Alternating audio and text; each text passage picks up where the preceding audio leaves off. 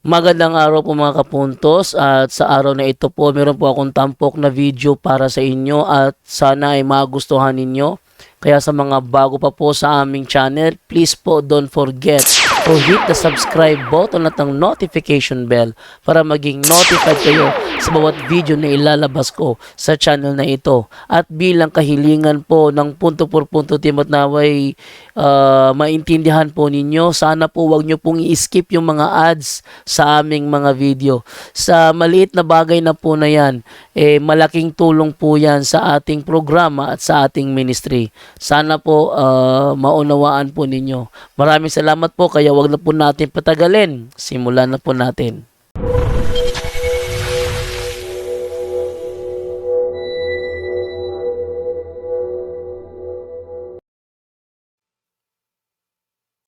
Mula pa noon, naging matalik na kaibigan ni dating Pangulong Rodrigo Duterte si Pastor Apollo Kibuloy at nagiging advisor pa niya. Nagiging matalik ding kaibigan ni VP Sara Duterte. Pero ngayon, nanganganib si Pastor Apollo Kibuloy. May dalawang foreigners na dating miyembro niya ang naging saksi ngayon sa pagdinig sa Senado. Like once or twice, and the other one they have to be like every week, like it's called night duty. Like us, we're there every week. We have to go.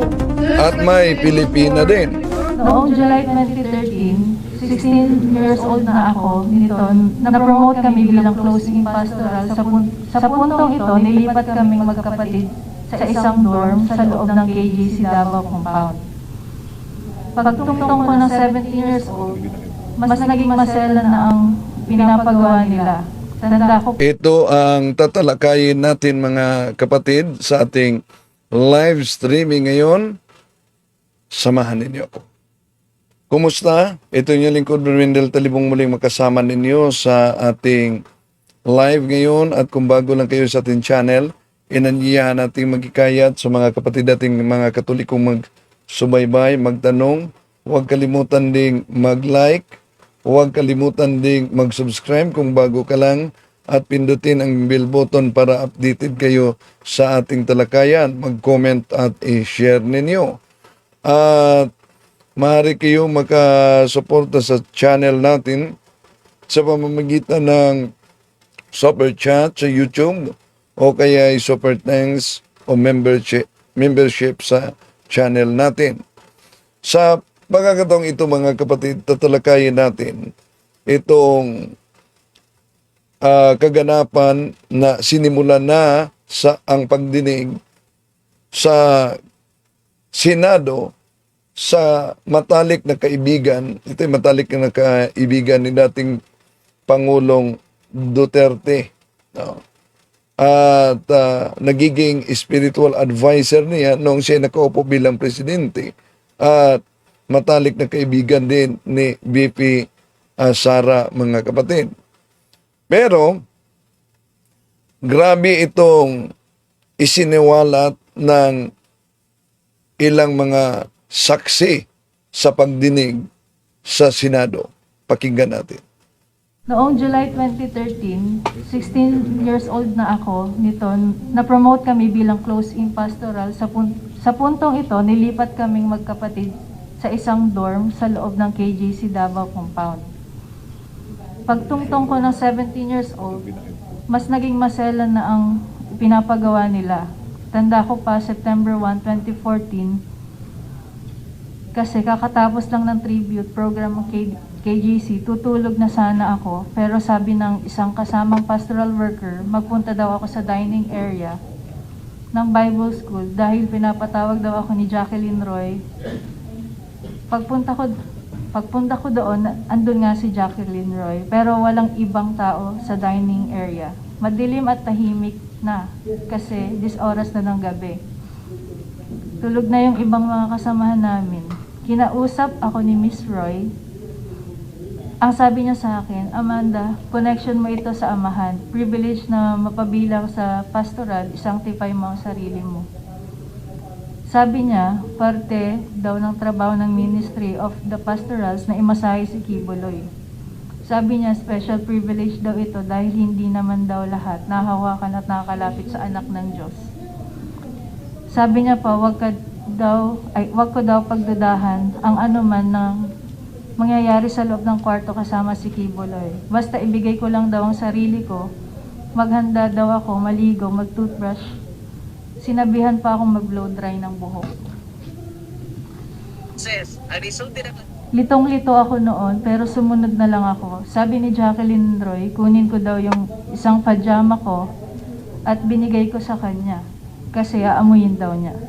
Ginawa ko naman. Pagkabigay ko ng pajama ko, inamoy niya at biglang sabi, papahiram na lang daw niya ang pajama niya. Bumalik ako sa kwarto ko at siya naman kinuha niya yung pajama niya. Bago ako maligo, pumunta si Jacqueline Roy sa kwarto ko at binigyan ako ng isang t-shirt na may botones at pajama pants. Isang bote ng shampoo na Palmolive Violet at lotion na pabango na Bath and Body Works brand. Ang specific scent ay Enchanted, na paborito daw ni Kibuloy. Hindi ko po talaga makakalimutan ng mga yan.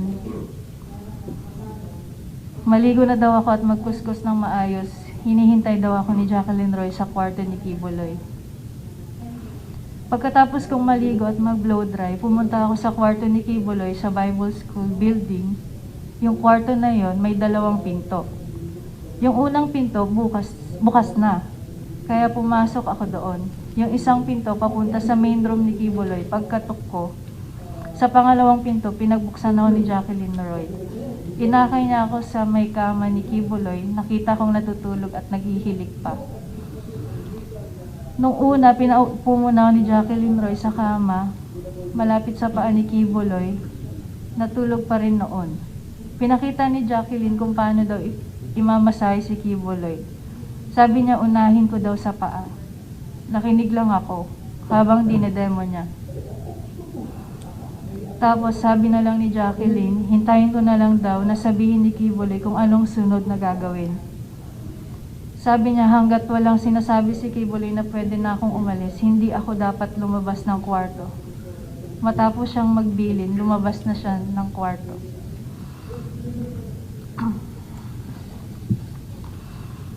Pagkaalis ni Jacqueline, sinimulan ko na yung pagmamasahe hanggang sa namasahe ko na ang paa at likod niya. Inaantok na ako that time kasi halos 1 a.m. to 2 a.m. na po siya. Gising na si Kibuloy nito tapos sinabihan niya ako na umupo daw sa gitna ng kama. Sumunod lang ako sa instruction, umupo ako na naka-cross legs. Nung itutuloy ko na dapat ang pagmamasahe, tumayo siya at umupo sa harap ko. Sinimulan niyang tanggalin ang botones ng t-shirt ko hanggang sa tuluyan niya tinanggal ang buong t-shirt ko. Sabi niya, tumalikod daw ako. Sumunod lang ako doon at tinanggal niya ang aking bra. Pagkatapos hinawakan niyang balikat ko at hinila pahiga sa kama. Nung nakahiga na ako, pumaibabaw sa si Kibuloy tapos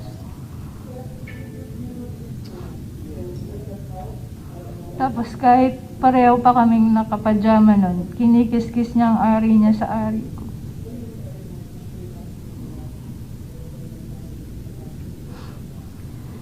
Sinimulan niyang halikan ng leeg ko, nanigas na ako ng husto. Gusto kong sumigaw ng tulong at tanungin kung ano ang ginagawa niya.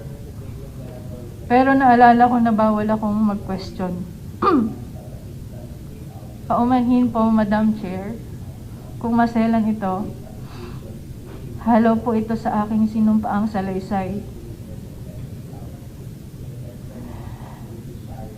Nung tinigasan na siya, sinimulan niyang tanggalin ang pajama at pants at underwear ko.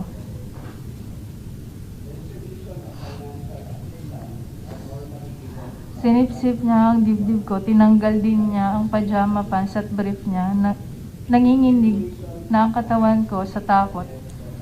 at nakatitig lang ako sa kisame. Pinipigilan ko na lang ang mga luha ko dahil sobra akong nagulat at walang magawa.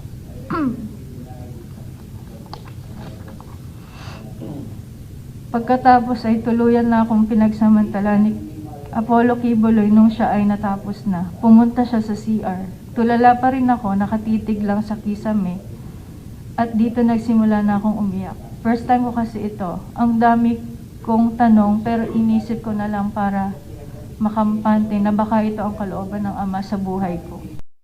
Okay, so abangan natin ang susunod na investigasyon mga kapatid dahil nakatakdang ipatawag sa Senado si Pastor Apollo Kibuloy. So maraming salamat sa inyong pagsubaybay. Nako, peligro si doon, si Pastor Kibuloy doon. Dumadami na yung mga witnesses na nagsasabing ginalaw daw niya. At ang matindi, meron pang membro na foreigner na na ganun din ang experience sa kanya. Mahirap to. Pabigat ng pabigat yung mga ebidensya laban kay Pastor Apollo Kibuloy. Meron na nga siya mga issue doon sa labas ng bansa. Mga kaso. Meron pa ngayon dito. Meron bang asawa si Pastor Apollo Kibuloy? Kasi kung walang asawa yan, nako, meron mga possibility na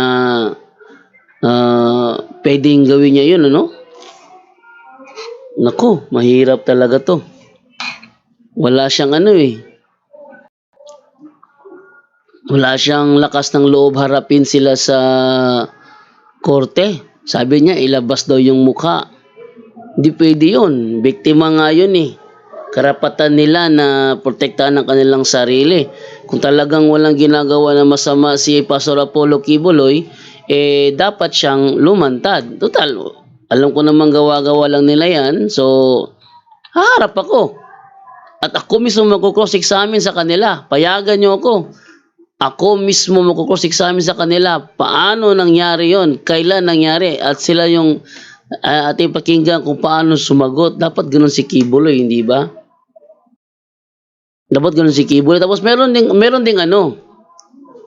backup yung mga witness para tanungin kung valid ba ang tanong ni Kibuloy o misleading. Kasi minsan may mga ganyan para ma-justify yung kanilang sarili. Kailangan nilang i-mislead yung mga tanong. Marami tayong naka-encounter na ganyan. Kaya halimbawa sa talakayan namin ni Peter Pindon, para ma-justify niya yung kanya na alam naman natin di tama, yung mga tanong niya puro misleading. So, doon natin paano kaya ito malalabanan ni Kibuloy? Sobrang lakas ng mga ebidensya eh. Total, wala pa namang hatol na siya ay guilty beyond reasonable doubt. Pero abangan na lang natin, sabi ni Brother Wendell, kung anong kahihinatnan ng naturang Senate hearing. Basta ayaw lumantad ni Kibuloy. Ewan ko kung bakit. Siya nga pala, nakita ko na pala yung yung building ni Kibuloy, nakita ko na.